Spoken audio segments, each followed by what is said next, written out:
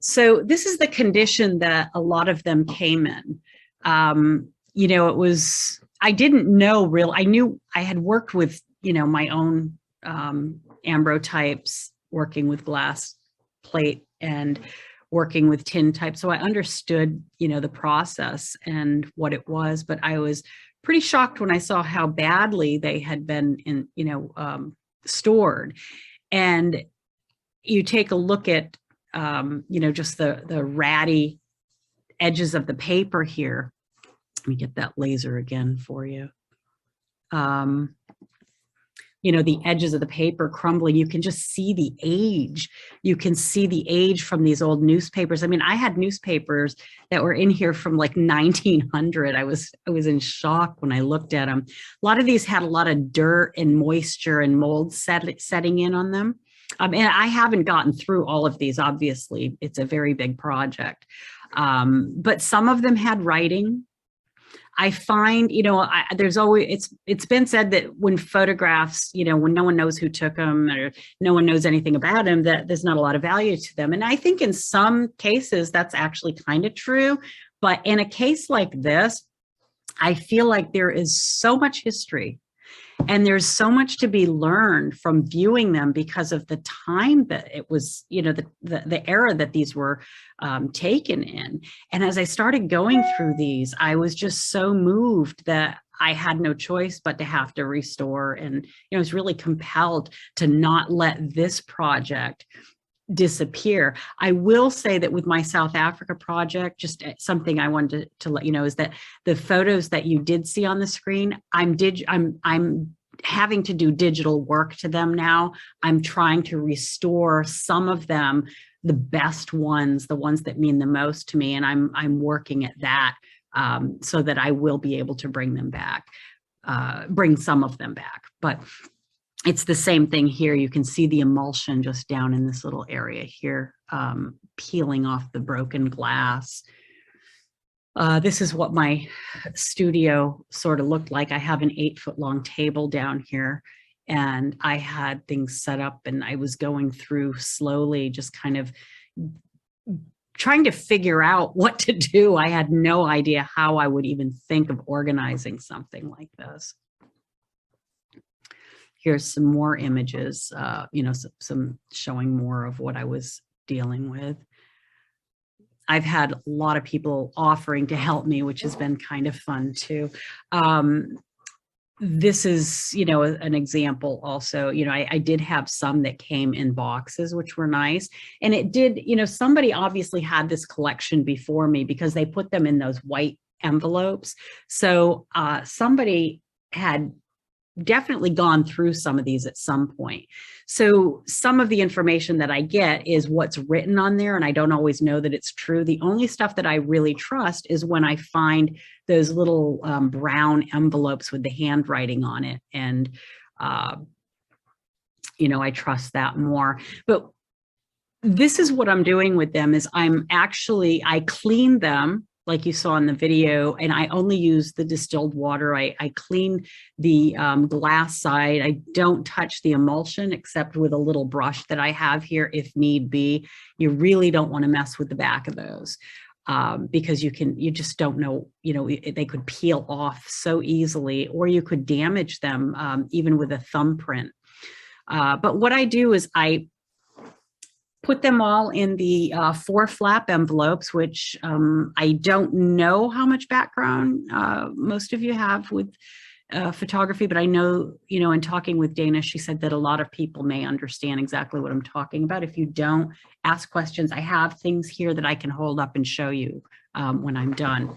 So what I do is I go through and I'm just labeling them. They're glass plates starting at 001, and I'm kind of going through cleaning them, digitizing them, putting them in the 4-flap envelopes, starting a library with them, and then I am putting a contact sheet of what those images are inside each box.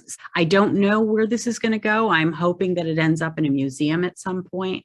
I hate to see these just sit, and it's sad to me because historical societies, they're fabulous for so many things, but when it comes to photography, they don't always have, they don't have the money. There's no money for them. So, they have to depend on volunteers to come in and scan, and they don't always know what the resolution is. They don't properly clean them. They just put them back in their envelopes. And then it really went through all that for no reason, because then you really can't use them later. So I have two files I create. I create a TIFF file that isn't touched at all. That is the permanent archival file. And then I also make a JPEG file so that if I want to make adjustments and make prints or something, I can work with that. But I always keep that TIFF file from being touched. And out of that was born, somebody photographed this, because I don't know who did it, but somebody photographed this. And I've gotten quite a response from people. Here's one of the images. I'm going to show you the photos I show you. They all have a little, this one here just happens to say it right across it because it was a neat image and I wanted to share it with you. But I have a little watermark on each at the bottom. These were shared on social media, so that's why it's on there. And let's see if I can get to the next one. This was another one that I loved. I really, I was looking at them in a dress, and then I'm looking at the bike, and you can see the screen in there protecting the, probably her legs or her socks or the dress from getting caught in the chain. This one here was interesting. I had so many comments on this. It's like people had to sit for such a long time unless they had some type of a light going off in there, which, I can't imagine. They may have had a big flash going off in there. But, I had people say, is this a photograph of a couple posed? Somebody thought that one of them was deceased, and they were trying to figure out. And I said, no, I don't think so. I mean, then they were, I've had so many people talking about these photographs. I had somebody reach out to me and say, but look at the guy, look at him, and it just, all of my photographs that I'm putting on here are getting these strange conversations, but I can understand where people are coming from. Here's another one. Now, people are sending me photographs sending me digital negatives from different parts of the world, and I'm adding them to this project. It's really neat. This one here is from Brazil, and I loved this photograph. I actually know the person that sent me these was one of my students. When I taught, I used to teach it at a photo school, and he saw I was working on this project and sent them up to me. This is another one that I just love this. Now, I grew up in Bernardston, Mass, and I'm a native of the area, and I went to a high school where there were 4 little towns, and this picture on the envelope said that it was from Northfield, Massachusetts, and that's the next town. That was one of the towns where I hung out because the kids all went to my school. And so when I looked at this photo and I started looking at the detail, I'm just fascinated by it. You can see he's holding like an axe or something in his hand, and you look by and you can see the sharpening wheel. I guess that's what that is. It's a stone wheel on the lower part. Let's see, right here, where the red, what do they call that? A whetstone. I think that's what it is. You've got children's toys here, on the ground. And then over here, somebody thought there might be a little dog house or something in here. But I love this photograph. It's one of my favorites. This one here, I don't have much info on. I'm trying to figure out whether it's football or rugby, and I really don't know, because it looks more like a rugby ball to me, but I just don't know because I don't know that era.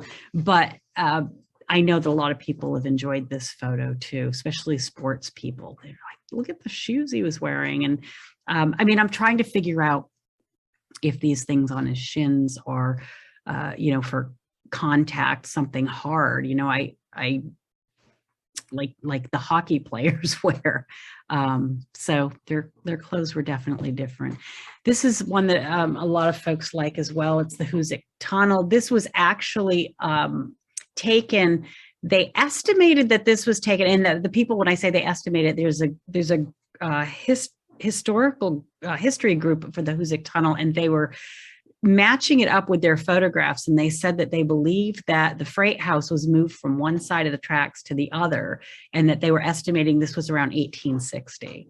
Now, I don't know, but they were showing me other photos where they had posts going up both sides with wires going over the top of it, and they weren't even built yet in this photo. So I'm fascinated by it.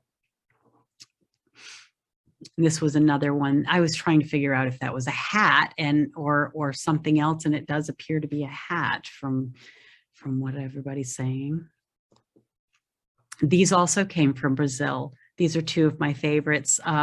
This is the baby. I believe this is him a little bit older outside having a bath. And these were early about 1900, 1902-ish, I think. Here's another photograph that I shared.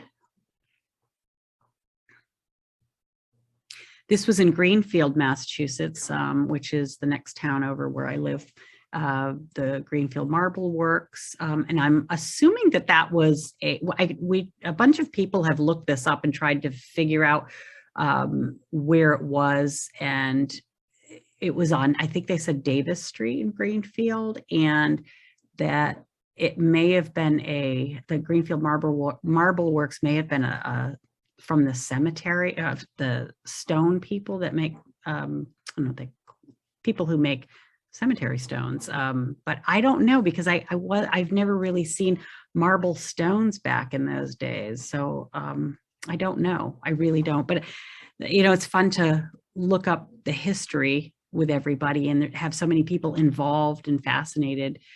This is another photo I have no info on. It's just beautiful, though. Oops, sorry about that. Another photograph. Somebody with a bicycle. Love the mustache, love the outfit. And this is where the value comes in again, seeing, what life was like over 100 years ago. I know that we have photographs from the 50s and 60s that are fading out on paper, but we don't have a lot of these images from back in this time. So we have to depend on these glass plates.